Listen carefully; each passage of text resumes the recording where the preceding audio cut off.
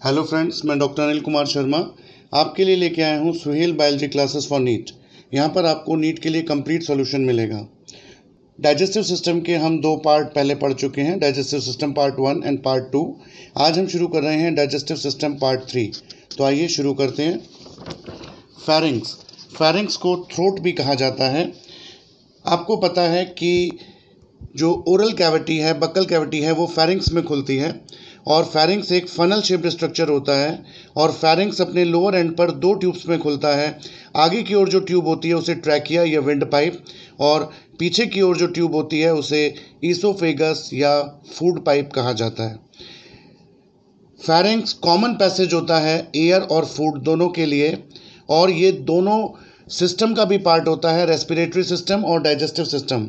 लेकिन जब हम फूड को स्वलो करते हैं, खाने को सटकते हैं, तो उस समय खाना या फूड पार्टिकल्स ट्रैकिया में ना चले जाएं, इसलिए एक येलो इलास्टिक कार्टिलेज का लीफ लाइक स्ट्रक्चर, पत्ती की तरह एक स्ट्रक्चर ट्रैकिया को कवर कर लेता है, जिसे कहते हैं एपीग्लॉटिस। तो एपीग्लॉटिस का काम होता है स्वॉलोइंग के टाइम पर, डिग्लूटिशन के टाइम पर फूड पार्टिकल्स को ट्रैकिया में जाने से रोकना। यहाँ पर इस डायग्राम से आपको बिल्कुल क्लियर है कि ये हमारा नेज़ल पैसेज है, ये हमारा ओरल कैविटी है। ओरल कैविटी से फूड और नेज़ल कैविटी से एयर ट्रेवल करती है। फेरिंग्स में दोनों मिलते हैं, यानी फेरिंग्स कॉमन पैसेज है एयर और फूड दोनों के लिए। लेकिन यहाँ के बाद फेरिंग्स के लोअर एंड के बाद ये अलग अलग हो जाता है। फूड चला जाता है फूड पाइप में यानी ईसोफेगस में, जबकि एयर जाती है ट्रैकिया में। लेकिन स्वलोइंग करते समय हम सांस नहीं लेते। जिस वक्त स्वलो हो रहा होता है उस वक्त ट्रैकिया को एपीग्लॉटिस बंद कर देता है, यानी ट्रैकिया में फूड पार्टिकल्स जाने से रोकने का काम एपीग्लॉटिस का होता है। और एपीग्लॉटिस एक येलो इलास्टिक कार्टिलेज से बना लीफ लाइक स्ट्रक्चर, पत्ती की तरह का एक स्ट्रक्चर होता है। फेरिंग्स की लंबाई होती है 12 से 14 सेंटीमीटर। ये फनल शेप्ड स्ट्रक्चर है। ये कॉमन पैसेज है for both air and food. Pharynx common होता है दोनों सिस्टम्स में, रेस्पिरेटरी सिस्टम में भी काउंट होता है और डाइजेस्टिव सिस्टम में भी काउंट होता है। It act as resonating chamber for sound. Tonsils जो होते हैं हमारे पैलेटाइन टॉन्सिल्स, वो फेरिंग्स की एंट्री पर ही प्रेजेंट होते हैं और फेरिंग्स को 3 भागों में बांटा जाता है, नेजोफेरिंग्स, ओरोफेरिंग्स एंड लैरिंगोफेरिंग्स। यहाँ आपको डायग्राम से क्लियर हो रहा है कि नेज़ल पैसेज के पीछे सामने, जस्ट नेज़ल पैसेज के सामने जो फेरिंग्स का पार्ट है वो नेजोफेरिंग्स, बक्कल कैविटी या ओरल कैविटी के सामने जो पार्ट है उसे ओरोफेरिंग्स और लैरिंग्स के सामने का पार्ट जो होता है उसे लैरिंगोफेरिंग्स कहते हैं। तो फेरिंग्स के 3 पार्ट्स होते हैं, नेजोफेरिंग, ओरोफेरिंग्स और laryngopharynx. Nasopharynx lies behind the nasal area, it lies above the soft palate. यदि आप किसी पर्सन का मुंह खुलवाएं तो सामने आपको एक सॉफ्ट कोनिकल प्रोजेक्शन दिखाई देता है, जैसे यूवला कहते हैं। ये सॉफ्ट पैलेट का प्रोजेक्शन होता है और इस यूवला और सॉफ्ट पैलेट के ऊपर जो फेरिंग्स का पार्ट है उसी को नेजोफेरिंग्स कहा जाता है। जो पार्ट आपको सामने यूवला के पीछे दिखाई दे रहा होता है वो हमारा ओरोफेरिंग्स होता है और उसके नीचे का पार्ट जो होता है वो लैरिंगोफेरिंग्स होता है। इंटरनल नेयर्स मतलब जो एयर पैसेज है, हवा जहाँ से जा रही है वो फेरिंग्स में जहाँ पीछे खुलती है उसे इंटरनल नेयर्स या कोएना कहते हैं। Choana open into nasopharynx. Eustachian tube को ऑडिटरी ट्यूब या फेरिंगोटिम्पैनिक ट्यूब भी कहा जाता है और ये मिडिल ईयर और फेरिंग्स को जोड़ती है। और फेरिंग्स में भी किस पार्ट में खुलती है? नेजोफेरिंग्स में खुलती है। तो याद रखिएगा, हमारे मिडिल ईयर और फेरिंग्स को नेजोफेरिंग्स में खुलने वाली एक ट्यूब मिडिल ईयर से जोड़ती है, जिसे यूस्टेचियन ट्यूब, ऑडिटरी ट्यूब या फेरिंगोटिम्पैनिक ट्यूब कहते हैं। इस ट्यूब का काम होता है हमारे ईयर ड्रम या टिम्पैनिक मेम्ब्रेन के दोनों तरफ प्रेशर को इक्वलाइज करना, इक्वल करना। यदि किसी वजह से ये ट्यूब बंद हो जाती है तो हमारे कान में भारीपन, हैवीनेस फील होती है, क्योंकि हमारी टिम्पैनिक मेम्ब्रेन के दोनों तरफ का प्रेशर उस वक्त इक्वल नहीं रह पाता। तो यूस्टेचियन ट्यूब और ऑडिटरी ट्यूब और फेरिंगोटिम्पैनिक tube opens into nasopharynx. It connects pharynx with middle ear. It helps to equalize the pressure on both sides of tympanic membrane. Oropharynx is the part of pharynx which lies opposite to oral cavity. It is between soft palate and epiglottis. Epiglottis is a flap, leaf-like structure made up of yellow elastic cartilage. It covers the trachea at the time of deglutition. Thus, epiglottis prevents the passage of food into trachea. Epiglottis एक पत्ती की तरह flap like structure है जो yellow elastic cartilage से बना होता है और खाने को सटकते वक्त डिग्लूटिशन के टाइम पर ये फूड पार्टिकल्स को ट्रैकिया में जाने से रोकता है। लैरिंगोफेरिंक्स वो पार्ट होता है जो लैरिंग्स के सामने होता है, यानी it lies behind the larynx. It has two openings, एक एंटीरियर जिसे ग्लॉटिस कहते हैं, ये ट्रैकियल ओपनिंग होती है, और पोस्टीरियर को गलट कहते हैं जो कि ईसोफेजियल ओपनिंग होती है। तो ईसोफेगस की जो ओपनिंग होती है फेरिंक्स में उसे गलट कहते हैं, जबकि ट्रैकिया की ओपनिंग को ग्लॉटिस कहते हैं। ये फेरिंक्स का लोअर पार्ट है, आगे ट्रैकिया, पीछे ईसोफेगस। ट्रैकिया की ओपनिंग है ग्लॉटिस, जबकि ईसोफेगस की ओपनिंग है गलट, और एक फ्लैप लाइक पत्ती नुमा स्ट्रक्चर होता है जो कि येलो इलास्टिक कार्टिलेज का बना होता है और डिग्लूटिशन के टाइम पर ये ट्रैकिया को कवर कर लेता है, जिससे फूड पार्टिकल सीधे ईसोफेगस में जाए, आपके ट्रैकिया में ना जा पाए। Mucous membrane of pharynx is endodermal in origin. Nasopharyngeal mucosa जो होती है वो होती है pseudo stratified ciliated columnar epithelium. Oropharynx और लैरिंगोफेरिंक्स की जो होती है वो होती है stratified squamous epithelium. Both oesophagus and trachea open into pharynx. Waldeyer ring, इससे पहले के पार्ट में हम ये पढ़ चुके हैं कि ये हमारी टंग है। टंग के दो पार्ट होते हैं, पोस्टीरियर फेरिंजियल पार्ट जो कि 1/3 होता है, एंटीरियर 2/3 पार्ट जो कि ओरल पार्ट होता है। पोस्टीरियर पार्ट और एंटीरियर पार्ट को टर्मिनल सल्कस अलग करती है। पोस्टीरियर पार्ट या फेरिंजियल पार्ट में मोटे मोटे दाने या लिम्फ नोड्स होते हैं जिन्हें लिंगुअल टॉन्सिल्स कहते हैं। यूवला से दो पैचेस, एक टंग को जोड़ता है और एक फेरिंक्स को जोड़ता है। आगे वाले इस फ्लैप को या इस मस्कुलर फोल्ड को पैलेटोग्लॉसल आर्च और पिछले वाले को पैलेटो फेरिंजियल आर्च कहते हैं। दोनों के बीच के स्पेस को फॉशस कहते हैं और फॉशस में पैलेंटाइन टॉन्सिल्स होते हैं। और अभी हमने पढ़ा कि मिडिल ईयर को नेजोफेरिंक्स से जोड़ने वाली जो ट्यूब होती है उसे यूस्टेचियन ट्यूब कहते हैं। यूस्टेचियन ट्यूब की ओपनिंग पर भी लिम्फॉइड टिश्यू होता है जिसे ट्यूबल टॉन्सिल कहते हैं। और इसी तरीके से बिल्कुल सामने यदि आप फेरिंक्स की वॉल पे देखेंगे तो कुछ दाने दाने आपको दिखाई देंगे जिन्हें फेरेंजियल टॉन्सिल कहते हैं।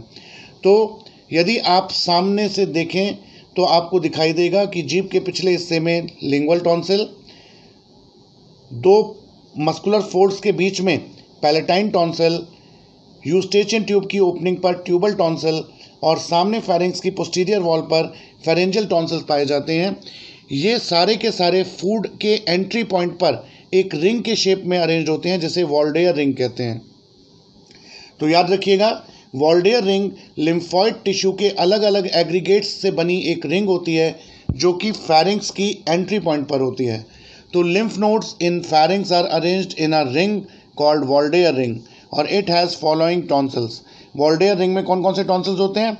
Pharyngeal tonsils जिन्हें adenoids भी कहते हैं, tubal tonsil at the opening of eustachian tube, palatine tonsil और lingual tonsil। Infection of tonsil is called tonsillectomy और surgical removal of tonsils को tonsillectomy कहा जाता है। Infection of tonsils is called tonsillitis, not tonsillectomy, tonsillitis। Infection of tonsil is called tonsillitis, जबकि surgical removal of tonsil को tonsillectomy कहा जाता है। Length of GIT is more in herbivores. याद रखिएगा, हर्बीवोर्स के भोजन में जो मुख्य कंटेंट होता है, कंपोनेंट होता है, वो होता है सेलुलोज, और सेलुलोज सीकम में पचाया जाता है। आगे हम बात करेंगे कि सेलुलोज का डाइजेशन सीकम में होता है, वर्मीफॉर्म अपेंडिक्स में होता है, सिम्बायोटिक बैक्टीरिया की मदद से होता है।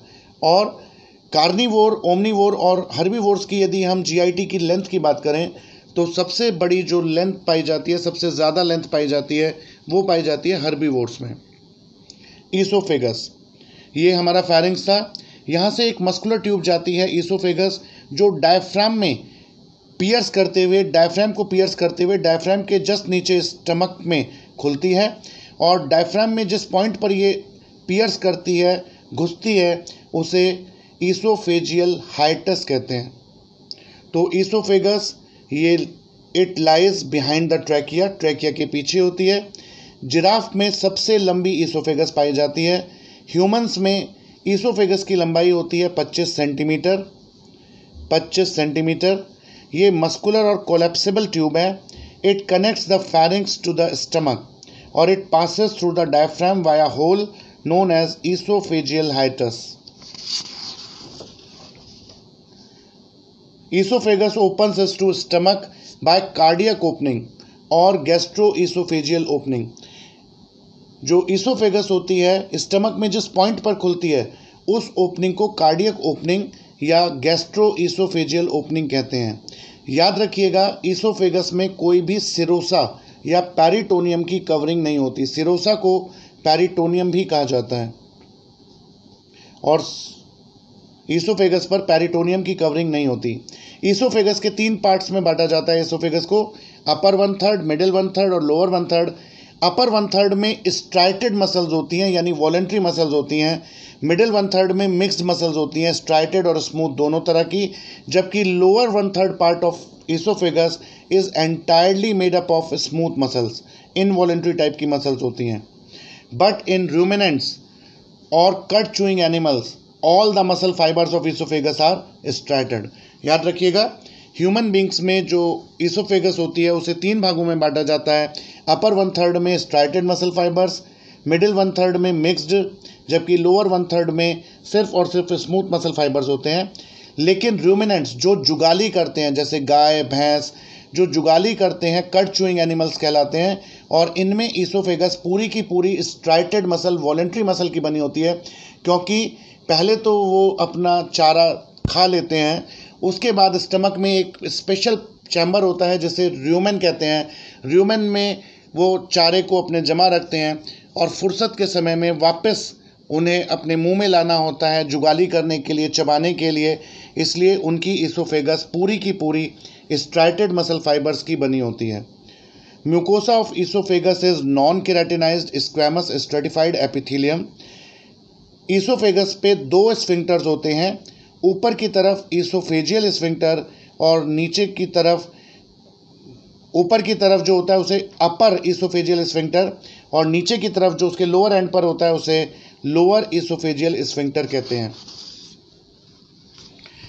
एक इम्पॉर्टेंट पॉइंट है, अक्सर पूछा जाता है कि हमने पिछले वीडियो में पढ़ा था कि माउथ में किस चीज़ का डाइजेशन शुरू हो जाता है। माउथ में टाइलिन नामक एंजाइम होता है जो कार्बोहाइड्रेट का डाइजेशन माउथ में स्टार्ट कर देता है, लेकिन ईसोफेगस में कोई भी डाइजेशन नहीं होता। ईसोफेगस में कोई भी डाइजेस्टिव ग्लैंड नहीं होता। ईसोफेगस का काम केवल और केवल फूड को फैरिंक्स से स्टमक तक पहुंचाना है। स्टमक बहुत इंपॉर्टेंट पॉइंट है, स्टमक बहुत इंपॉर्टेंट टॉपिक है, इसको ध्यान से देखिएगा। स्टमक ये मस्कुलर पार्ट होता है, मसल का बना होता है, इसमें कोई बोन नहीं होती। एलिमेंट्री कैनाल का ये वाइडेस्ट, सबसे चौड़ा और सबसे छोटा पार्ट है, स्मॉलेस्ट पार्ट है। ये जे शेप का होता है। ईसोफेगस जिस एंड पर खुलती है उसे कार्डिया कहते हैं और इसीलिए ऊपर जो स्फिंक्टर है उसे कार्डियक स्फिंक्टर या लोअर ईसोफेजियल स्फिंक्टर कहते हैं। कार्डिया से ऊपर की तरफ जो राउंड पार्ट है उसे फंडस कहा जाता है। फंडस में नॉर्मली गैस या एयर फील्ड होती है। यदि आप स्टमक का इरेक्ट पोजीशन में एक्सरे लें तो आपको एक एयर बबल मिलेगा ब्लैक शेडो के फॉर्म में, जो यूजुअली फंडस को रिप्रेजेंट करता है। फंडस के बाद इसका जो ये पार्ट है, मेजर पार्ट, उसे हम बॉडी या कॉर्पस कहते हैं, और बॉडी के बाद एक पतली कैनाल के रूप में स्टमक होता है जिसे हम पाइलोरिक कैनाल कहते हैं, या पाइलोरस, इस पार्ट को पाइलोरस कहते हैं। ये वाला जो इस साइड का जो कर्वेचर है ये से लेसर कर्वेचर, और इस साइड के कर्वेचर को ग्रेटर कर्वेचर कहा जाता है। और पाइलोरिक कैनाल पर एक स्फिंक्टर होता है जिसे पाइलोरिक स्फिंक्टर कहते हैं, और पाइलोरिक कैनाल अल्टीमेटली खुलती है ड्यूडेनम में। तो स्टमक को याद रखिए गैस्टर भी कहते हैं, इसीलिए गैस्ट्रोलॉजी, गैस्ट्रोएंट्रोलॉजी, जहाँ पे भी गैस्ट्राइटिस, तो जहाँ पे भी गैस्टर वर्ड है तो इसका मतलब है कि we are talking about stomach. तो स्टमक को गैस्टर भी कहा जाता है। It is the smallest and widest part of GIT. Stomach J shape का होता है। Stomach lies in left side of stomach abdomen. Stomach lies in left side of abdomen. It lies just below the diaphragm. ये diaphragm के just नीचे होता है। और stomach में 4 पार्ट होते हैं, कार्डिया, फंडस, बॉडी जिसे कॉर्पस भी कहते हैं, और pylorus. Oesophagus opens into cardia. याद रखिएगा, ईसोफेगस कार्डिया में खुलती है, इसीलिए ईसोफेजियल ओपनिंग पर जो स्फिंक्टर होता है उसे कार्डियक स्फिंक्टर भी कहा जाता है। The opening is called gastro oesophageal opening और cardiac opening. This opening is guarded by a lower oesophageal sphincter. Lower oesophageal sphincter और cardiac sphincter prevents regurgitation of food from stomach to oesophagus. जो lower end of oesophagus पे sphincter होता है वो gastric pressure बढ़ने के बावजूद भी खुलता नहीं है और गैस्ट्रिक कंटेंट्स जो हैं वो वापस रिगर्जिटेट नहीं होते ईसोफेगस में। यदि किसी वजह से लोअर ईसोफेजियल स्फिंक्टर की टोन कम हो जाए, उसका जो मस्कुलर टोन है वो कम हो जाए, तो गैस्ट्रिक प्रेशर बढ़ने के साथ गैस्ट्रिक कंटेंट ईसोफेगस में रिगर्जिटेट करने लगते हैं और इस कंडीशन को कहते हैं GERD।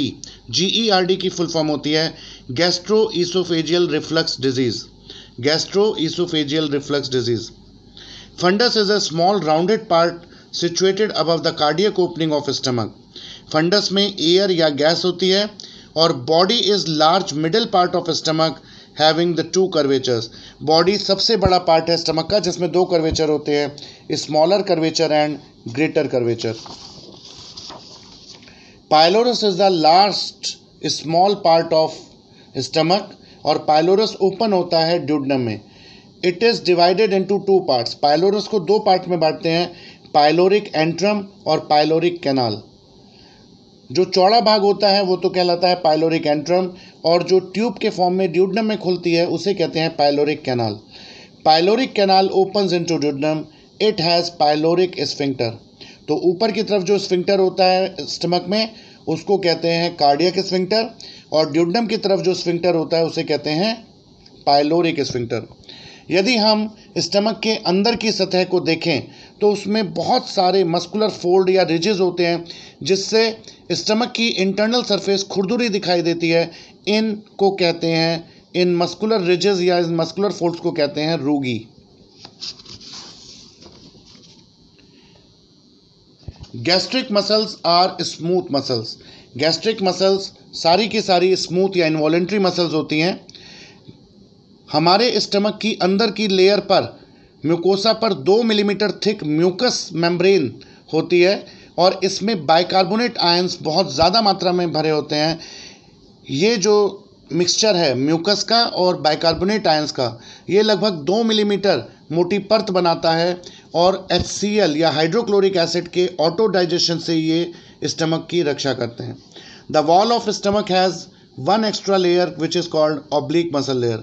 हमने लास्ट वीडियो में पढ़ा था कि एनस से लेकर माउथ से लेकर एनस तक पूरी की पूरी GIT में 4 लेयर्स होती हैं, लेकिन स्टमक एक अकेला ऐसा पार्ट है GIT का जिसमें एक एक्स्ट्रा मसल लेयर होती है जिसे हम ऑब्लिक मसल लेयर कहते हैं।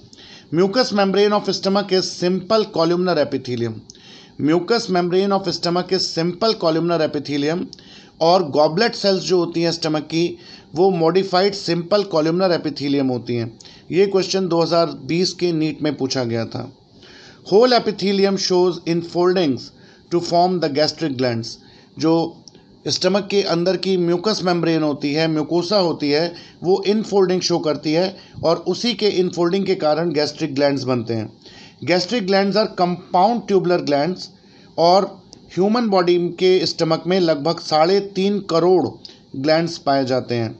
तो ह्यूमन स्टमक में आप याद रख सकते हैं कि गैस्ट्रिक ग्लैंड्स का जो नंबर होता है वो लगभग 3.5 करोड़ होता है और गैस्ट्रिक ग्लैंड्स जो होते हैं वो कंपाउंड ट्यूबुलर ग्लैंड होते हैं। ये गैस्ट्रिक ग्लैंड का मैंने एक स्ट्रक्चर बनाया है। यदि इस तरीके से एक सिंपल इनफोल्डिंग है तो ये सिंपल ग्लैंड होता, लेकिन कंपाउंड के लिए इसमें भी आपकी इनफोल्डिंग हो गई है, तो ये कंपाउंड ग्लैंड बन गया है। तो स्टमक के जो ग्लैंड होते हैं वो कंपाउंड ग्लैंड होते हैं। इनके सबसे बाहर की ये जो लेयर है ये आपकी एब्जॉर्प्टिव सेल की बनी होती है। ल्यूमन में जो पार्ट खुलता है उसे गैस्ट्रिक पिट कहते हैं। और ये आपको पूरा का पूरा जो स्ट्रक्चर दिखाया गया है ये गैस्ट्रिक ग्लैंड है। और ह्यूमन स्टमक में ऐसे ग्लैंड्स का नंबर लगभग 3.5 करोड़ होता है। जो ये हमारी सेल्स हैं ये मेन तो हैं एब्जॉर्प्टिव सेल्स, लेकिन नेक पर, इन ग्लैंड्स के नेक पर म्यूकस नेक सेल्स होती हैं, उनसे थोड़ा नीचे पैराइटल सेल्स होती हैं और यहाँ पर बेस पर चीफ सेल्स होती हैं। तो ये गैस्ट्रिक ग्लैंड है।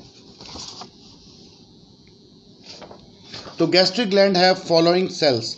गैस्ट्रिक ग्लैंड में ये निम्न 6 तरह की सेल्स होती हैं। म्यूकस नेक सेल जो कि नेक के पास होती हैं और ये सिर्फ म्यूकस सिक्रीट करती हैं। पैराइटल सेल जिन्हें ऑक्जेंटिक सेल भी कहा जाता है, ये HCl और इंट्रिंसिक फैक्टर सिक्रीट करती हैं।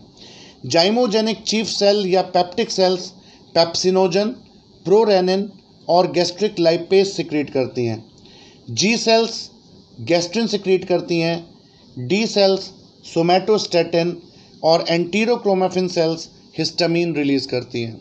तो ये बहुत इंपॉर्टेंट क्वेश्चन है, इसको बहुत अच्छे से याद कर लीजिए कि जो गैस्ट्रिक ग्लैंड्स होते हैं वो कंपाउंड ट्यूबुलर ग्लैंड हैं, म्यूकोसा और सब म्यूकोसा की इनफोल्डिंग से बनते हैं। और गैस्ट्रिक ग्लैंड में ये 6 तरह की सेल्स पाई जाती हैं। म्यूकस नेक सेल जो कि म्यूकस सिक्रीट करती हैं। पैराइटल सेल या ऑक्जेंटिक सेल ये हाइड्रोक्लोरिक एसिड और इंट्रिंसिक फैक्टर सिक्रीट करती हैं।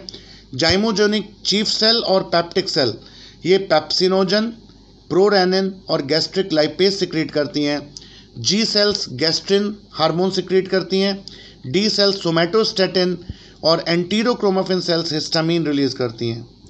Neck cells mucous neck cells lie in the neck of gastric glands near the gastric pit. Other cells are present in different parts. All cells of gastric glands are exocrine, but G cells are endocrine. आपको पता होगा कि exocrine और endocrine cells में क्या अंतर होता है। एक्सोक्राइन सेल्स वो होती हैं जिनमें डक्ट नहीं होती, ये डक्ट जिनमें डक्ट होती है। एक्सोक्राइन ग्लैंड्स में डक्ट होती है और इन्हें डक्ट फुल ग्लैंड्स कहते हैं, जबकि एंडोक्राइन ग्लैंड्स में डक्ट नहीं होती, इन्हें डक्टलेस ग्लैंड कहते हैं। ये अपने सिक्रीशंस को डायरेक्टली ब्लड में छोड़ते हैं। तो all cells of gastric glands are exocrine, लेकिन जी सेल्स जो होती हैं जो गैस्ट्रिन सिक्रीट करती हैं, these cells are endocrine in nature. Mixture of secretions of all the gastric glands is called gastric juice. याद रखिएगा कि सारी सेल्स जो भी सिक्रीशन छोड़ती हैं गैस्ट्रिक पिट के द्वारा गैस्ट्रिक ल्यूमेन में, उन सबको मिलाकर गैस्ट्रिक जूस कहा जाता है। When food reaches the stomach, stomach distends, rugae disappears and gastric gland secretes gastric juice. जब ईसोफेगस से होता हुआ खाना स्टमक में पहुंचता है तो स्टमक डिस्टेंड होता है, रूगी गायब हो जाती हैं और स्ट्रेच रिसेप्टर्स के स्टिमुलेट होने के कारण गैस्ट्रिक ग्लैंड गैस्ट्रिक जूस को सिक्रीट करने लगते हैं। इन रूमिनेंट्स जैसे काव और buffalo, stomach has additional specialised chamber जिसे र्यूमेन कहते हैं, और र्यूमेन को वो खाना स्टोर करने के लिए रखते हैं जिससे वापस मुंह में ले जाकर जुगाली की जा सके। Here food is converted into कड। इन कैमल जो र्यूमेन है वो पानी स्टोर करने के भी काम आता है, और कैमल में या ऊंट में जो र्यूमेन है वो लगभग 8 गैलन पानी तक स्टोर कर सकता है। Fold of peritoneum which attaches the stomach to posterior abdominal wall is called greater omentum. Stomach के ग्रेटर कर्वेचर से एक पेरिटोनियम का फोल्ड निकलता है जो स्टमक को पोस्टीरियर एब्डोमिनल वॉल से जोड़ता है। इसे ग्रेटर ओमेंटम या पुलिसमैन ऑफ एब्डोमेन कहते हैं। याद रखिएगा, बहुत इंपॉर्टेंट क्वेश्चन है कि पुलिसमैन ऑफ एब्डोमेन किसे कहते हैं? ग्रेटर ओमेंटम को। ऑक्जेंटिक सेल और पैराइटल सेल ये मोस्ट न्यूमरस सेल है, यानी गैस्ट्रिक ग्लैंड में पाई जाने वाली सबसे ज़्यादा सेल्स जो होती हैं वो कौन सी होती हैं? ऑक्जेंटिक सेल या पैराइटल सेल। इंट्रिंसिक फैक्टर को कैसल इंट्रिंसिक फैक्टर भी कहा जाता है, और ये एक ग्लाइकोप्रोटीन होता है और याद रखिएगा कि इंट्रिंसिक फैक्टर विटामिन B12 के एब्जॉर्प्शन के लिए ज़रूरी होता है। यदि इंट्रिंसिक फैक्टर नहीं होगा तो विटामिन B12 का शरीर में एब्जॉर्प्शन भी नहीं होगा। और यहाँ पर एक बहुत इम्पॉर्टेंट पॉइंट ध्यान देने योग्य बात है कि इंट्रिंसिक फैक्टर का सिक्रीशन तो स्टमक में होता है, लेकिन विटामिन B12 का जो एब्जॉर्प्शन होता है वो स्टमक में ना होकर इलियम में या स्मॉल इंटेस्टाइन में होता है।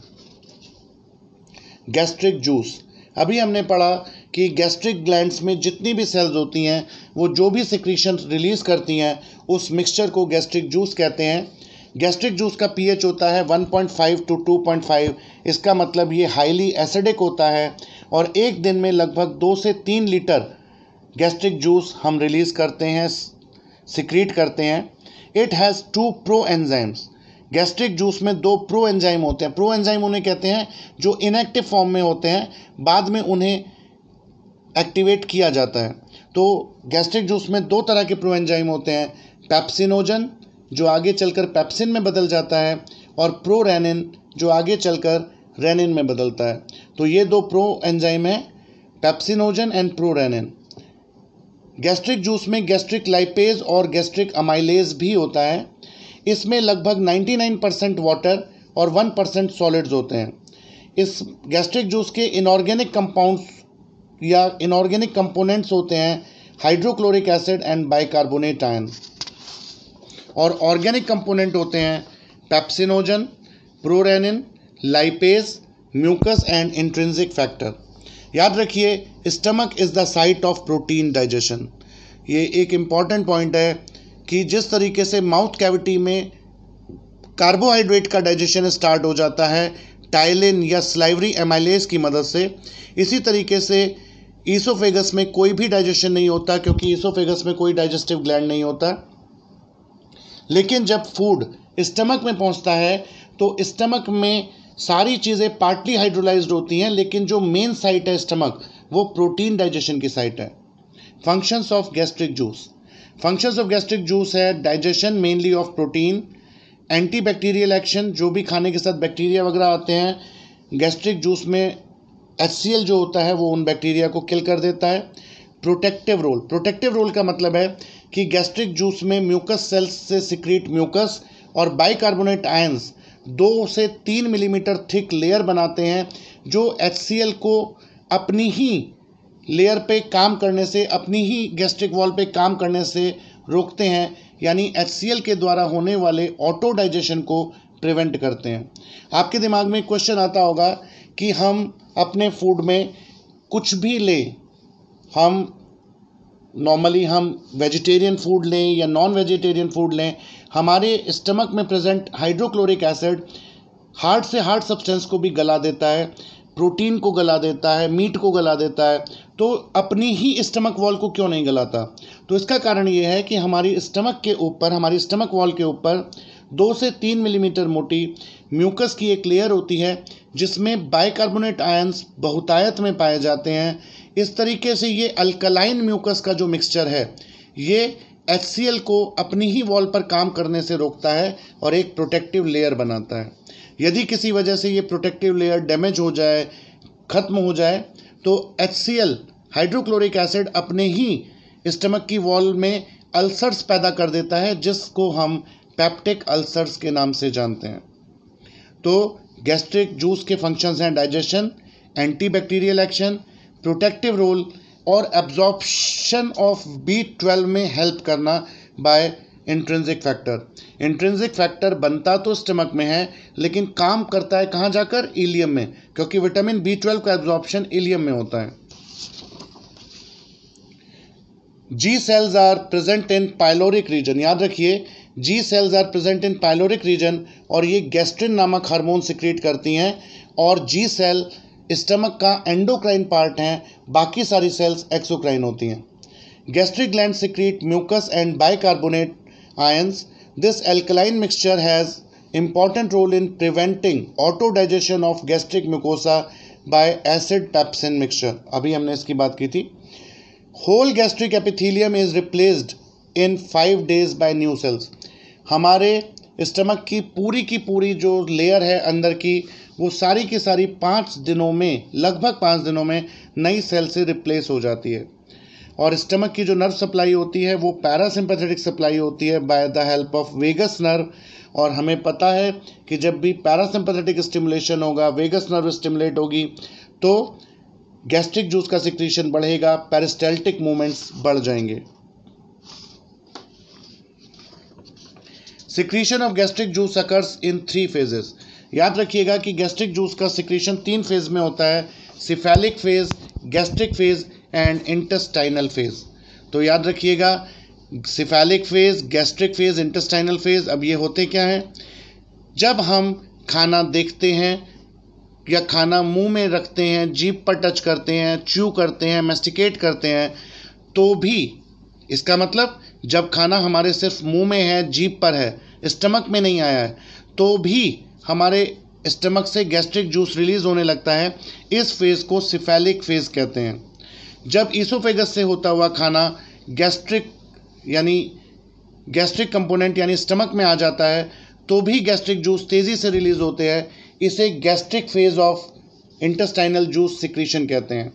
और जब खाना, पचा हुआ खाना, अध पचा हुआ खाना स्टमक से ड्यूडेनम में पहुंचता है, स्मॉल इंटेस्टाइन में पहुंचता है, तो कुछ हार्मोन्स निकलकर स्टमक पर काम करते हैं जो अब गैस्ट्रिक हार्मोन्स के या गैस्ट्रिक जूस के सिक्रीशंस को रोकते हैं। इसे इंटेस्टाइनल फेज कहते हैं। तो सिफेलिक फेज में गैस्ट्रिक जूस का सिक्रीशन होना शुरू हो जाता है। गैस्ट्रिक फेज में ये अपने पीक पर होता है, जबकि इंटेस्टाइनल फेज में इसे रोका जाता है, तो गैस्ट्रिक जूस का सिक्रीशन धीरे धीरे कम होने लगता है। याद रखिएगा, स्टमक में खाना आधा पच जाता है, लगभग सेमी डाइजेस्टेड स्टेज में होता है, और सेमी डाइजेस्टेड फूड को जो कि स्टमक में होता है उसे काइम कहते हैं, काइम। तो अब स्टमक से निकलने के बाद जब खाना या फूड जो कि सेमी डाइजेस्टेड स्टेज में है आपके ड्यूडेनम, इलियम, जेजुनम आदि में जाएगा, तो अब हम उसे फूड ना कहकर काइम प्रोनाउंस करेंगे, क्योंकि अब वो सेमी डाइजेस्टेड स्टेज में है। और semi digested food in the stomach is called chyme. Let us discuss now the components of gastric juice. तो गैस्ट्रिक जूस के अलग अलग कंपोनेंट्स को अब हम डिस्कस कर रहे हैं। इंपॉर्टेंट है, ध्यान दीजिएगा। गैस्ट्रिक जूस में जो कंपोनेंट्स होते हैं वो होता है इंट्रिंसिक फैक्टर और HCl, जो कि पैराइटल या ऑक्जेंटिक सेल से सिक्रीट होता है, गैस्ट्रिन जो कि G सेल से सिक्रीट होता है, हिस्टामिन और सोमैटोस्टैटिन D सेल से, पेप्सिनोजन और प्रोरेनिन चीफ सेल या पेप्टिक सेल से रिलीज होता है। तो आइए इन कंपोनेंट्स को अब अलग अलग स्टडी करते हैं। इंट्रिंसिक फैक्टर पैराइटल सेल या ऑक्जेंटिक सेल से सिक्रीट होता है, और ये विटामिन B12 के एब्जॉर्प्शन के लिए ज़रूरी है, और ये एक ग्लाइकोप्रोटीन होता है। इंट्रिंसिक फैक्टर यदि हम बात करें तो केमिकली ये ग्लाइकोप्रोटीन होता है। यदि किसी वजह से इंट्रिंसिक फैक्टर एब्सेंट हो जाए या किसी वजह से हमें स्टमक को रिमूव करना पड़े, तो उस पर्सन में क्या होगा, आपको इंट्रिंसिक फैक्टर नहीं मिलेगा। और इंट्रिंसिक फैक्टर यदि नहीं होगा तो B12 का एब्जॉर्प्शन नहीं होगा, और जब B12 का एब्जॉर्प्शन नहीं होगा तो उसमें जो डिजीज़ डेवलप करेगी उसे कहते हैं एडिसोनियन अनीमिया। तो याद रखिएगा कि यदि इंट्रिंसिक फैक्टर एब्सेंट है तो विटामिन B12 का एब्जॉर्प्शन बॉडी में नहीं हो पाएगा, और उसकी कमी से जो डिजीज़ डेवलप करेगी उसे हम कहते हैं एडिसोनियन अनीमिया। इसलिए ऐसे पर्सन को हमें विटामिन B12 को बाहर से इंजेक्शन के फॉर्म में देना पड़ेगा। Intrinsic factor is produced in stomach but helps in absorption of B12 in ileum. ये हम पहले भी डिस्कस कर चुके हैं कि विटामिन B12 का एब्जॉर्प्शन इलियम में होता है, और विटामिन B12 के एब्जॉर्प्शन के लिए आपको इंट्रिंसिक फैक्टर की ज़रूरत होती है जो कि स्टमक में रिलीज होता है। और if stomach is removed, vitamin B12 should be given by injection. HCl hydrochloric acid, ये स्ट्रॉन्ग एसिड होता है जो कि स्टमक में पाया जाता है। ये फूड में प्रेजेंट सभी हार्ड पार्ट्स को डिसॉल्व कर देता है, और ये रेगुलेट करता है पाइलोरिक स्फिंक्टर की ओपनिंग को। HCl converts pepsinogen into pepsin.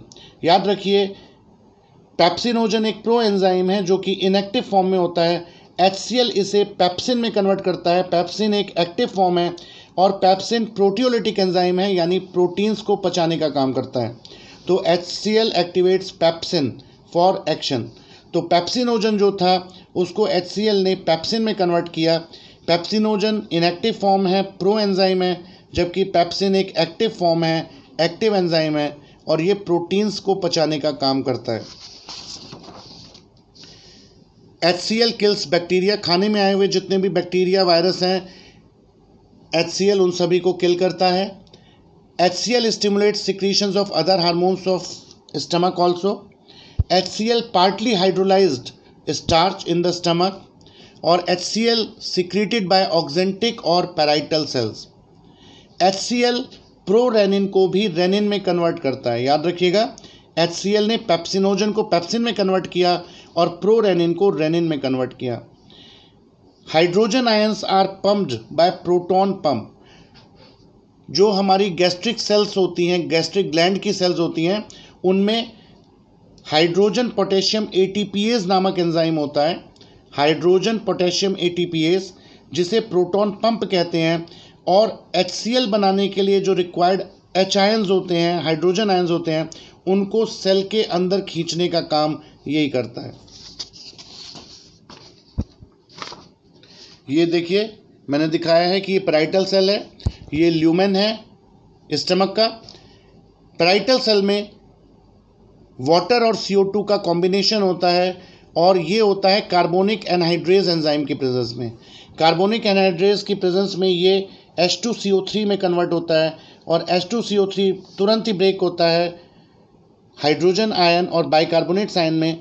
Bicarbonates ions को बाहर निकाला जाता है पैराइटल सेल से, और उनके बदले में क्लोराइड आयंस को अंदर लिया जाता है। यहाँ से H आयन और क्लोराइड आयंस को ल्यूमेन में डाला जाता है, और वहाँ पर ये दोनों जाकर HCl में कन्वर्ट हो जाते हैं। यहाँ पे इम्पॉर्टेंट बात यह है कि हाइड्रोजन आयन को ल्यूमेन में भेजने का काम करता है हाइड्रोजन पोटेशियम ATPase एंजाइम, जिसे प्रोटॉन पंप भी कहते हैं। और याद रखिएगा, ह्यूमन बॉडी में पाया जाने वाला सबसे फास्टेस्ट एंजाइम, ये पूछा गया है नीट में, कि हमारे शरीर में पाया जाने वाला वो एंजाइम जो सबसे तेज़ काम करता है, फास्टेस्ट एंजाइम, वो होता है कार्बोनिक एनहाइड्रेज। और कार्बोनिक एनहाइड्रेज का काम होता है वाटर और कार्बन डाइऑक्साइड को मिलाकर कार्बोनिक एसिड बनाना, H2CO3। और कार्बोनिक एनहाइड्रेज एंजाइम जो होता है वो पाया जाता है parietal cells of stomach, RBC और रीनल ट्यूब्यूल्स में। हमारे शरीर में कार्बोनिक एनहाइड्रेज एंजाइम 3 जगह पाया जाता है: parietal cells of stomach, RBC and renal tubules. Gastrin. Gastrin is a hormone which is produced by G cells of pyloric glands and also by first part of duodenum. तो जो G cells होती हैं वो pyloric canal में और first part of duodenum में होती हैं, और ये G cells एंडोक्राइन पार्ट होती हैं और गैस्ट्रिन नामक हार्मोन सिक्रीट करती हैं। Gastrin level increases by digested protein, alcohol and caffeine. Gastrin act on parietal cells to secrete HCl. यानी गैस्ट्रिन का मेन काम क्या है कि गैस्ट्रिन पैराइटल सेल्स पर काम करता है और उन्हें स्टिमुलेट करता है ताकि पैराइटल सेल से ज़्यादा HCl निकले।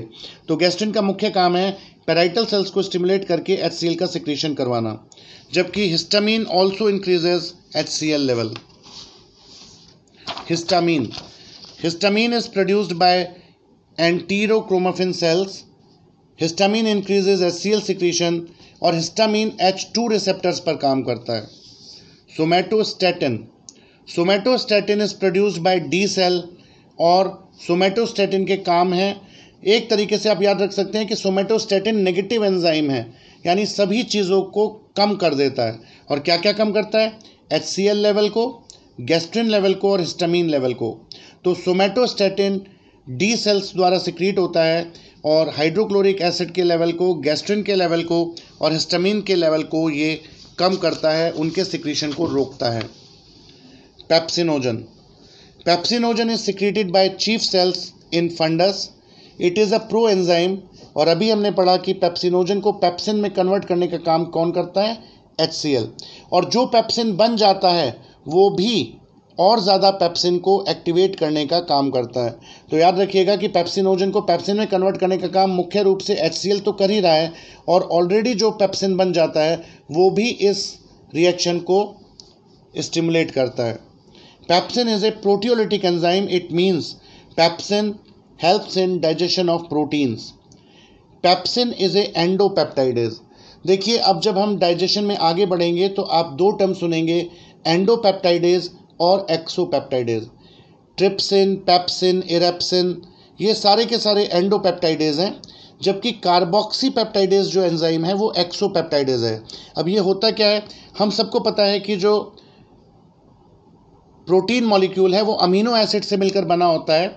अमीनो एसिड्स, और अमीनो एसिड्स के जो बीच में बॉन्ड्स होते हैं उन्हें पेप्टाइड बॉन्ड्स कहते हैं। ये अमीनो एसिड्स हैं और अमीनो एसिड्स की एक लंबी चेन है और उनके बीच में जो बॉन्ड्स हैं वो पेप्टाइड बॉन्ड है। अब यदि कोई प्रोटियोलिटिक एंजाइम किनारे से इन्हें तोड़ना शुरू करता है तो उसे कहते हैं एक्सोपेप्टाइडेज या एक्टोपेप्टाइडेज, और यदि बीच में से अंदर से तोड़ना शुरू करता है तो उसे कहते हैं एंडोपेप्टाइडेज। तो याद रखिएगा, पेप्सिन, ट्रिप्सिन, काइमोट्रिप्सिन, इरेप्सिन, ये सारे के सारे एंडोपेप्टाइडेज हैं, जबकि कार्बोक्सी पेप्टाइडेज एक एक्टो या एक्सोपेप्टाइडेज है। तो pepsinogen secreted by chief cell in fungus. Pepsinogen is a proenzyme. Pepsinogen is converted into pepsin by HCl or already presented pepsin. Pepsin is a proteolytic enzyme. It is a endopeptidase, और ये pH तभी काम करता है जब pH 3 से कम होता है, यानी एसिडिक मीडियम में काम करता है। अल्कलाइन मीडियम में ये काम करना बंद कर देता है। और पेप्सिन प्रोटीन्स को पेप्टोन्स और प्रोटीएजेस और पॉलीपेप्टाइड्स में तोड़ता है। याद रखिएगा, ये कंप्लीट डाइजेशन नहीं है। Partly digested proteins are peptones और प्रोटीएजेस। आपसे कोई पूछे पेप्टोन्स और प्रोटीएजेस क्या होता है, कि partially digested proteins are peptones and proteases. तो ये जो पेप्सिन है वो प्रोटीन को कंप्लीटली तो डाइजेस्ट नहीं करता, लेकिन उनका डाइजेशन को स्टार्ट करता है और प्रोटीन्स को पेप्टोन्स और प्रोटीएजेस और पॉलीपेप्टाइड्स में तोड़ देता है। रेनिन, याद रखिएगा, rennin is found only in mammals. It is secreted as inactive form known as prorennin, और प्रोरेनिन को भी रेनिन में कन्वर्ट करने का काम करता है HCl, hydrochloric acid. Renin converts milk protein casein into insoluble calcium paracasinate. This reaction is known as curdling of milk. याद रखिएगा कि रेनिन मैमल्स में पाया जाता है। ये इनएक्टिव फॉर्म में सिक्रीट होता है, जैसे प्रोरेनिन कहते हैं, और प्रोरेनिन को रेनिन में एक्टिवेट करने का काम HCl या हाइड्रोक्लोरिक एसिड करता है। और रेनिन मिल्क प्रोटीन कैसीन, याद रखिएगा कि मिल्क में पाई जाने वाली प्रोटीन होती है कैसीन और मिल्क शुगर होती है लैक्टोज। तो मिल्क प्रोटीन कैसीन को ये कैल्शियम पैराकैसिनेट में तोड़ देता है, जिसकी वजह से वो इनसॉल्युबल दही की तरह बदल जाता है, और इस प्रोसेस को कर्डलिंग ऑफ मिल्क कहते हैं। तो कैसीन को कैल्शियम पैराकैसिनेट में बदलने का काम करता है रेनिन। लेकिन मैन में रेनिन की प्रेजेंस अभी डाउटफुल है, और हमारे अंदर कर्डलिंग का जो काम है वो पेप्सिन ही करता है, यानी मिल्क को जो फाड़ने का काम करता है स्टमक में वो पेप्सिन ही करता है। याद रखिएगा कि food stage in stomach for 3 to 4 hours. हमारे स्टमक में जो खाना है वो 3 से 4 घंटे रुकता है, और फूड जो है स्टमक में वो काइम में कन्वर्ट हो जाता है। Chyme is semi digested food. तो सेमी डाइजेस्टेड फूड को हम काइम कहते हैं, और स्टमक के बाद अब हम फूड टर्म यूज़ नहीं करेंगे, काइम टर्म यूज़ करेंगे। If we do not take the food for 12 to 24 hours, a strong peristaltic wave will start in the wall of stomach due to glucose level low glucose level. This causes the pain, and this pain is called hunger pang. यदि हम 12 से 24 घंटे खाना ना खाएं तो लो glucose level की वजह से हमारे स्टमक में बहुत तेज़ पेरिस्टाल्टिक वेव्स स्टार्ट हो जाती हैं, जिसकी वजह से हमें पेन फील होता है और हमारे को भूख लगती है, और इन पेनफुल पेरिस्टाल्टिक मूवमेंट्स को हंगर पैंग कहते हैं, हंगर पैंग। पेप्टिक अल्सर, अभी आपने पढ़ा कि हमारे स्टमक के अंदर 2 से 3 मिलीमीटर मोटी म्यूकस और बाइकार्बोनेट की एल्कलाइन लेयर होती है, जो HCl को अपने ही स्टमक पर काम करने से रोकती है। यदि किसी वजह से ये लेयर ख़त्म हो जाए, कम पड़ जाए, कमज़ोर पड़ जाए, तो HCl अपने ही स्टमक वॉल में अल्सर्स बना देता है और इसे पेप्टिक अल्सर कहते हैं। और इसका मुख्य कारण होता है एनसेड्स। एनसेड्स होती हैं non steroidal anti inflammatory drugs, जैसे एस्पिरिन और ब्रूफेन। जो पेन किलर्स हम लेते हैं वो पेप्टिक अल्सर कॉज करते हैं। और दूसरा बड़ा कारण होता है हेलिकोबैक्टर पाइलोरी। एक बैक्टीरिया है जिसे H पाइलोरी या हेलिकोबैक्टर पाइलोरी कहते हैं। ये भी म्यूकस लेयर को डैमेज करता है और पेप्टिक अल्सर्स को प्रमोट करता है। Small intestine. अब हम आते हैं स्मॉल इंटेस्टाइन पर। स्मॉल इंटेस्टाइन हमारी GIT का लॉन्गेस्ट पार्ट है, जो कि लगभग 6.25 मीटर लॉन्ग होता है। स्मॉल इंटेस्टाइन को 3 पार्ट्स में डिवाइड किया जा सकता है, duodenum, jejunum and ileum. Duodenum जो होती है वो 25 सेंटीमीटर लंबी होती है, जेजुनम 2 to 2.5 मीटर और इलियम 3 to 3.5 मीटर लंबी होती है। ये स्टमक है, ड्यूडेनम, जेजुनम और इलियम। ड्यूडेनम, याद रखिएगा कि ड्यूडेनम पाइलोरिक कैनाल से स्टार्ट होती है, C शेप की होती है या U शेप की होती है, और इसको 3 भागों में बांटा जा सकता है, पार्ट 1, पार्ट 2, पार्ट 3। और इसके C शेप की कॉन्केविटी में एक लीफ लाइफ स्ट्रक्चर फिट होता है जिसे पैनक्रियाज कहते हैं। तो याद रखिएगा कि जो ड्यूडेनम है वो C शेप की होती है और इसकी कॉन्केविटी में जो ऑर्गन फिट होता है उसे पैनक्रियाज कहते हैं। ड्यूडेनम इज़ 25 सेंटीमीटर लॉन्ग या 10 इंचेस लॉन्ग। ये शॉर्टेस्ट वाइडेस्ट पार्ट है स्मॉल इंटेस्टाइन का। C शेप या U शेप, कई बुक्स में से U शेप भी लिखा गया, लेकिन नॉर्मली ये C शेप की होती है। It is divided into 3 parts, part 1, part 2 and part 3। Head of pancreas lies in concavity of letter C और ड्यूडेनम इज रेट्रोपेरिटोनियल। याद रखिएगा कि ड्यूडेनम पर पेरिटोनियम नहीं होती, ये पेरिटोनियम के पीछे स्थित होती है, इसलिए इसे रेट्रोपेरिटोनियल कहते हैं। यहाँ पे इस डायग्राम से बहुत सारे क्वेश्चन पूछे जाते हैं। ये गॉल ब्लैडर है, ऊपर से आ रही है हिपैटिक डक्ट, जैसे हम लिवर में और डिटेल में पढ़ेंगे। हिपैटिक डक्ट और सिस्टिक डक्ट, गॉल ब्लैडर की डक्ट को कहते हैं सिस्टिक डक्ट। हिपैटिक डक्ट और सिस्टिक डक्ट मिलकर बनाती हैं कॉमन बाइल डक्ट। तो ऊपर से आ रही है कॉमन बाइल डक्ट, और पैनक्रियास की जो मेन डक्ट है उसे कहते हैं पैनक्रियाटिक डक्ट। पैनक्रियाटिक डक्ट और कॉमन बाइल डक्ट दोनों मिलकर बनाती हैं एम्पुला ऑफ वेटर, जिसे हिपैटो पैनक्रियाटिक एम्पुला भी कहते हैं, और ये खुलती है सेकेंड पार्ट ऑफ ड्यूडेनम में। याद रखिएगा, बहुत इंपॉर्टेंट है कि सेकेंड पार्ट ऑफ ड्यूडेनम में कॉमन बाइल डक्ट और पैनक्रियाटिक डक्ट मिलकर खुलती हैं, और जब दोनों मिल जाती हैं तो उसे कहते हैं एम्पुला ऑफ वेटर, और इस पर जो स्फिंक्टर होता है उसे कहते हैं स्फिंक्टर ऑफ ओडाई।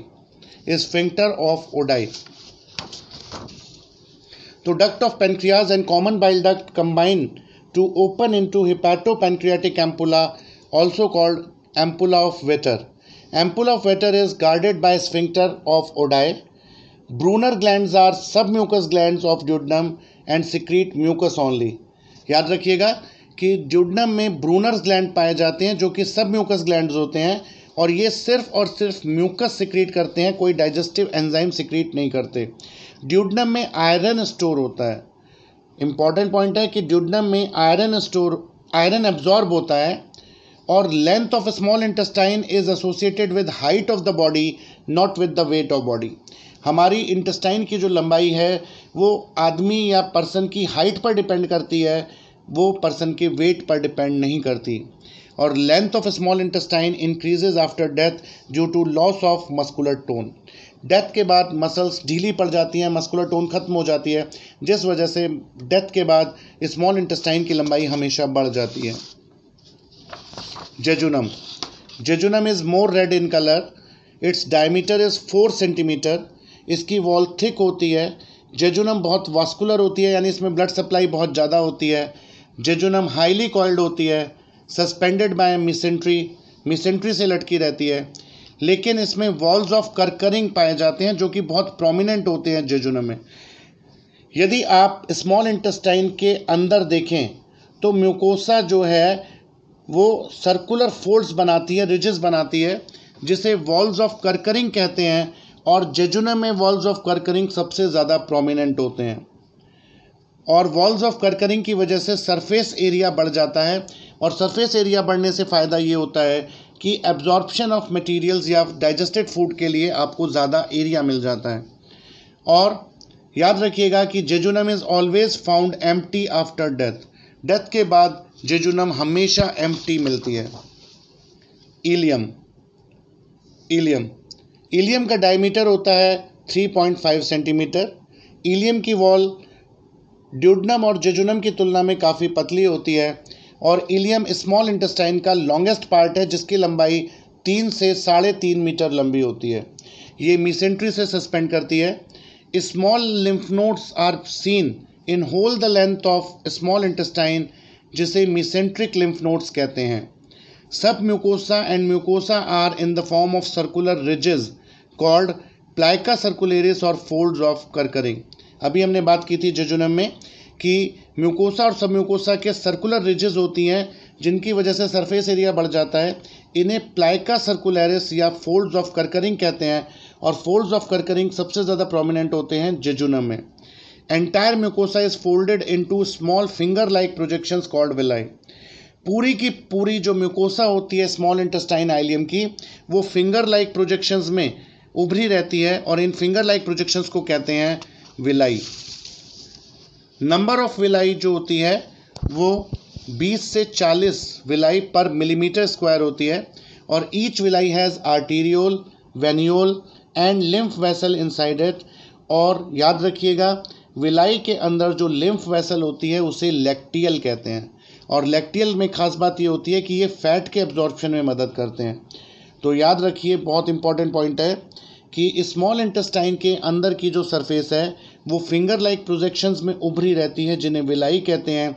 विलाई के अंदर आर्ट्रियोल, वेनियोल और लिम्फ वेसल्स होती हैं, और विलाई के अंदर की लिम्फ वेसल को लैक्टियल कहते हैं, और लैक्टियल का काम होता है absorption of fat. Epithelium of villi is simple columnar epithelium, और इन फोल्डिंग ऑफ म्यूकोसा यानी डिप्रेशन, दबाव नीचे की तरफ गड्ढे की तरह between two villi is called crypts of Lieberkuhn.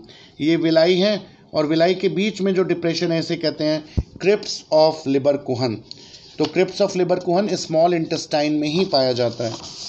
ये देखिए, इस डायग्राम को बहुत ढंग से देखने की कोशिश करिए, समझिए। ये फिंगर लाइक प्रोजेक्शंस हैं जिन्हें विलाई कहते हैं, और इनके बीच बीच में ये डिप्रेशन है।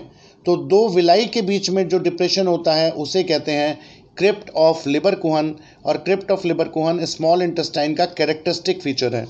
तो ये विलाई है, और विलाई के बीच में ये जो डिप्रेशन है ये है क्रिप्ट ऑफ लिबरकुहन। अब ये सारी की सारी एब्जॉर्प्टिव सेल से बनी होती हैं, एब्जॉर्प्टिव सेल्स, और इनके बीच बीच में कुछ सेल्स होती हैं जिन्हें गॉबलेट सेल्स कहते हैं। गॉबलेट सेल्स का काम है म्यूकस सिक्रीट करना। और क्रिप्ट ऑफ लिबरकुहन जो डिप्रेशन होता है उसे कहते हैं, और इसमें बहुत तरह की सेल्स मिलती हैं, जैसे enteroendocrine cells, Paneth cells और स्टेम सेल्स। ठीक है, तो ये है। अच्छा, यहाँ पर ये हमने दिखाया है कि ये एक विलाई है, विलाई के अंदर आर्ट्रियोल्स हैं, वेन्यूल्स हैं, और ये ग्रीन कलर से जो दिखाया है ये लिम्फ वेसल है। तो याद रखिएगा कि विलाई के अंदर जो बड़ी सी लिम्फ वेसल होती है उसे लैक्टियल कहते हैं, और लैक्टियल का काम होता है फैट के एब्जॉर्प्शन में मदद करना। Epithelium of villi is simple columnar epithelium. Crypts of Lieberkuhn में कौन कौन सी सेल्स होती हैं इसकी बात करते हैं। तो cells present in crypts of Lieberkuhn are absorptive cell जिन्हें एंटीरोसाइट्स कहते हैं, गॉबलेट सेल्स, पैनेथ सेल्स जिन्हें ग्रैनुलर सेल्स भी कहते हैं, एंटीरो एंडोक्राइन सेल्स और स्टेम सेल्स। एब्जॉर्प्टिव सेल्स ये मोस्ट न्यूमरस, सबसे ज़्यादा पाई जाने वाली सेल होती हैं क्रिप्ट ऑफ लिबरकुहन में। ये 1 माइक्रोन इनमें लॉन्ग माइक्रोविलाई होती हैं एट देयर सरफेस। तो ये एब्जॉर्प्टिव सेल है, ये विलाई के पार्ट बना रही हैं, विलाई की वॉल है, और इनकी अपनी सतह पर भी फिंगर लाइक प्रोजेक्शन होते हैं जिन्हें माइक्रोविलाई कहते हैं। तो इस तरीके से ये तो विलाई थी, और विलाई पे भी आपको छोटे छोटे प्रोजेक्शंस दिखाई देंगे जिन्हें माइक्रोविलाई कहते हैं। और माइक्रोविलाई की वजह से जो इंटेस्टाइन का सरफेस एरिया है वो लगभग 600 गुना 600 टाइम्स बढ़ जाता है।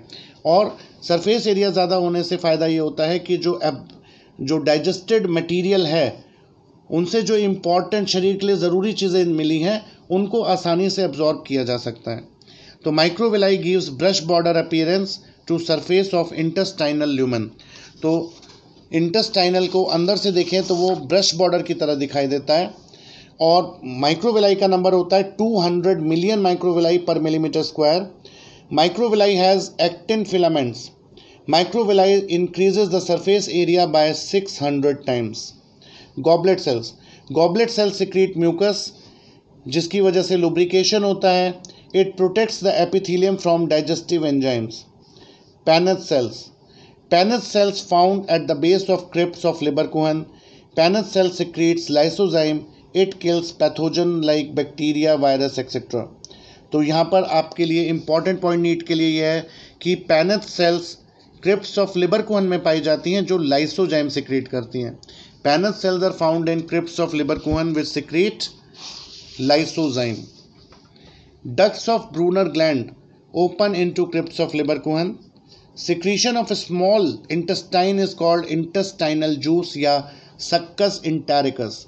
याद रखिएगा, क्रिप्ट्स ऑफ लिबरकुहन में जितनी भी सेल्स होती हैं वो जो कुछ भी सिक्रीट करती हैं उस मिक्सचर को इंटेस्टाइनल जूस या सक्कस इंटेरिकस कहते हैं। Mucosa and submucosa of ileum has numerous lymph nodes called Peyer patches.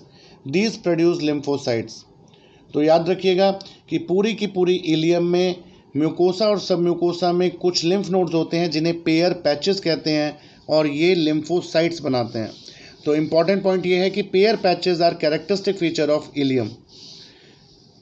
Villi are absent over the Peyer patches. जहाँ जहाँ पेयर पैचेस होते हैं वहाँ पर विलाई एब्सेंट होती है। Intestinal juice crypts of Lieberkuhn में पाई जाने वाली सेल्स का सिक्रीशन है, मिक्सचर है। इसे सक्कस इंटेरिकस भी कहते हैं।